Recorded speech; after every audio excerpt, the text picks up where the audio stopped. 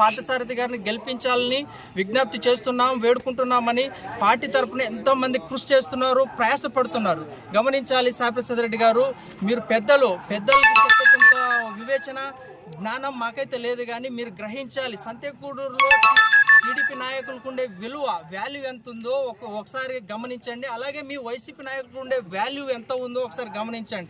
సంతేకూడూరులో value ఎవరికి ఎక్కువ ఉందో ఒకసారి గమనించండి. ఈరోజు సంతేకూడూరు నాడిలో కావచ్చు, సంతేకూడూరు ప్రజల నాడిలో కావచ్చు, పార్థసారథి గారిని గెలిపించుకోవాలనే తపన వారిలో ఆ నాడిలో ప్రవహిస్తుంది బ్లడ్ ప్రెషర్గా.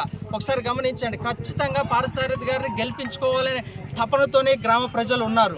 హక్కును వినియోగించుకోండి అని మీకోసం, ఓటు హక్కు కోసం ఎంత ఆయన ప్రయాసపడ్డాడు. ఆయన రౌండ్ టేబుల్ సమావేశంలో ఆనాడు కాంగ్రెస్ గవర్నమెంట్ను కూడా ఎంతగానో ప్రశ్నల ద్వారా సంధించి వారిని అతలకుతలం చేసేసి గాంధీని